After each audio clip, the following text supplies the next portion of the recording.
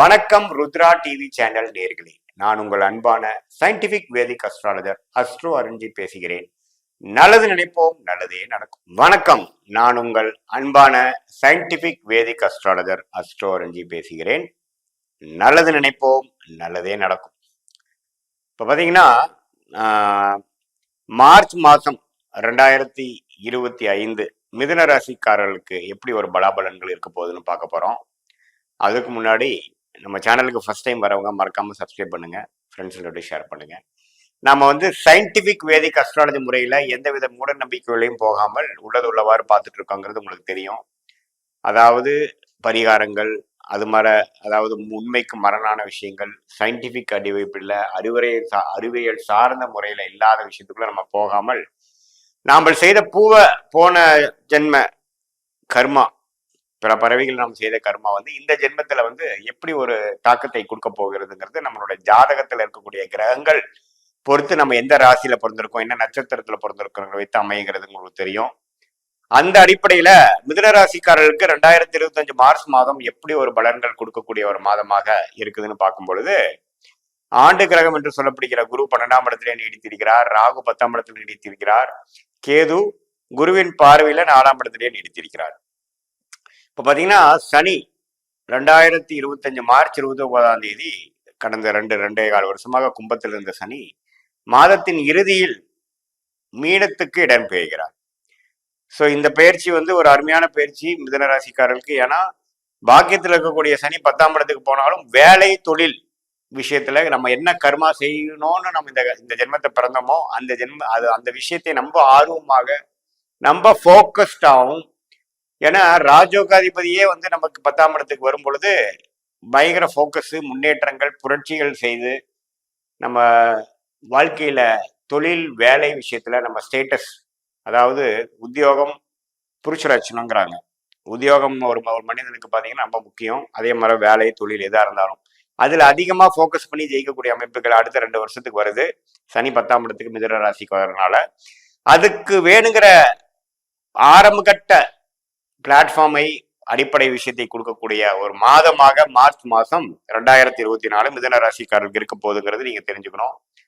ஏன்னா சனி 10ஆம் இடத்துக்கு மாதத்தின் கடைசியில இடம்பெறுகிறார். இப்ப மாத கிரகமாகிய சூரியனே பாத்தீங்கன்னா 9ஆம் இடத்துல கும்பத்துல 14ஆம் தேதி வரைக்கும் இருந்து 15 மார்ச் அப்படிங்கிற செகண்ட் ஹாஃப்ல பாத்தீங்கன்னா அவரும் 10ஆம் இடத்துக்கு போய் வேலை தொழில ஒரு பெரிய மாற்றத்தையும் ஒரு பெரிய ஒரு விஷயத்தை கொண்டு வரக்கூடிய அமைப்புகள் கொடுக்கிறார். ஒரு நுணுக்கத்தை, எந்த விஷயங்கள் நீங்க கடந்த 2 வருஷமாக நீங்க எந்த துறையில நீங்க வேலை செஞ்சுட்டு இருக்கீங்களோ, எந்த விஷயத்துல நீங்க தொழில் பண்ணிட்டு இருக்கிறீங்களோ அதுல சில புரட்சிகளும் சில ரிஸ்க் எடுத்து முன்னேற்றத்தை நோக்கி செய்து இந்த 2 வருஷத்துல சாதிக்கக்கூடிய விஷயத்துக்கு வேணுங்கிற ஆரம்ப கட்ட விஷயங்கள் எல்லாமே அமைச்சுக்கிறது, ஐடியா ஃபார்ம் பண்றது, கம்பெனி ஃபார்ம் பண்றது, சில விஷயங்களை முடிவெடுக்கிறது, அது எல்லாமே நடக்கக்கூடிய ஒரு மாதமாக மார்ச் மாதம் 2025 குறிப்பாக செகண்ட் ஹாஃப் வருதுங்க. புதன் லக்னாதிபதி புதனே நீச்சமா 10ஆம் இடத்துக்கு போனாலும் சுக்கரனோட சேர்த்து நீச்ச பங்கம் ஆகிறார். அதுவும் அருமையான விஷயம். மைண்ட் ஃபுல்லா தொழில் வேலை ஜெயிக்கக்கூடிய அமைப்புகளே தான் மைண்ட் இருக்கு.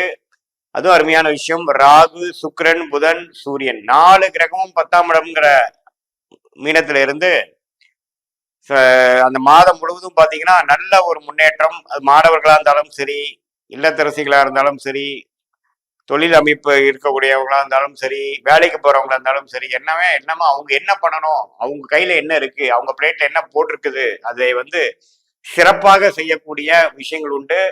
அதுல ராகு அதுல சேர்ந்திருந்து நீங்க பயந்துக்கலாம், ராகு ஏதோ கெடுப்பாராண்டு. இல்ல சுக்கிரன் உச்ச சுக்கிரனோடு இருக்கிறனால எந்த விதத்திலையும் திருப்பலம் குறையாமல் பாசிட்டிவான சில யோகங்கள், சில பிரேக் த்ரூஸ் கிடைக்கக்கூடிய சில மாதமாக இந்த மாதமாக மார்ச் மாதம் இருக்கு. குறிப்பா செகண்ட் ஹாஃப்ல இருந்து நீங்க அது கண்கூட பார்க்கக்கூடிய அமைப்புகள் இருக்கு.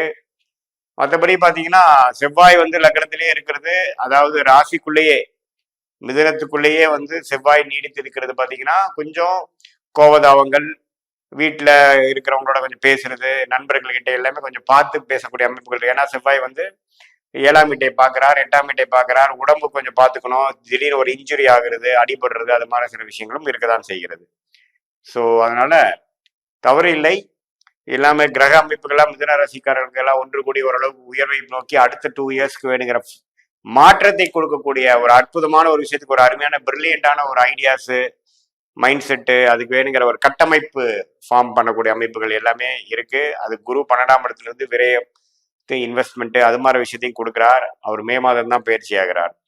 ஸோ இடம் சார்ந்த விஷயங்கள், வீடு சார்ந்த விஷயங்கள், கொஞ்சம் ஒரு லிக்விடேட் பண்ணி ஒரு அமௌண்ட் வாங்கி எடுத்து பிஸ்னஸ்ல போடுறது, லோன் அப்டேட் பண்றது, லோன் டாப் அப் பண்றது, அது மாதிரி விஷயங்கள் பண்ணி அபிவிருத்தி பண்றதுங்கிற மாதிரி பல இம்ப்ரூவ்மெண்ட் நோக்கி, எக்ஸ்பான்ஷன் நோக்கி போகக்கூடிய ஒரு அமைப்பு வந்து நன்றாக இருக்கிறது. இது வாழ்க்கையில வந்து மாற்றக்கூடிய கேம் சேஞ்சர் என்று சொல்லக்கூடிய ஒரு அமைப்புக்கு வேணுங்கிற ஒரு ஆரம்ப கட்ட கட்டமைப்பு அமைக்கக்கூடிய அமைப்பும் மிதுன ராசிக்காரர்களுக்கு.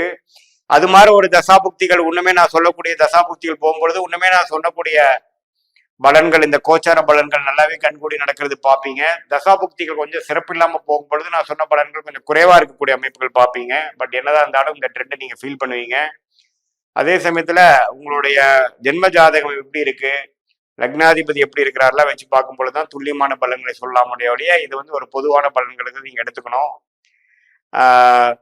இப்ப நான் சொன்ன அமைப்புகள் தசாபுக்தியில் சிறப்பா இருக்கும் பொழுது நம்ம சொன்ன பலன்கள் உண்மையுமே தூக்கலாக நீங்க இருக்கக்கூடிய அமைப்புகள் நீங்க பார்க்கக்கூடிய அமைப்புகள் இருக்கு. அதுக்கப்புறம் பாத்தீங்கன்னா ஏப்ரல் மேல வந்து ராகு கேது பயிற்சி, குரு பயிற்சி எல்லாம் வந்து ஓரளவுக்கு சாதகமான பயிற்சிகளாக தான் மிதுன ராசிக்கு இருக்கிறாங்க. அதுக்கு வேணுங்கிற நல்லாவே ஒரு பிளசன்ட் சர்ப்ரைசஸ், ஒரு ஃபவுண்டேஷனை கொடுக்கக்கூடிய மாதமாக மார்ச் மாதம் இருக்குது, நம்ம தெரிஞ்சுக்கணும்.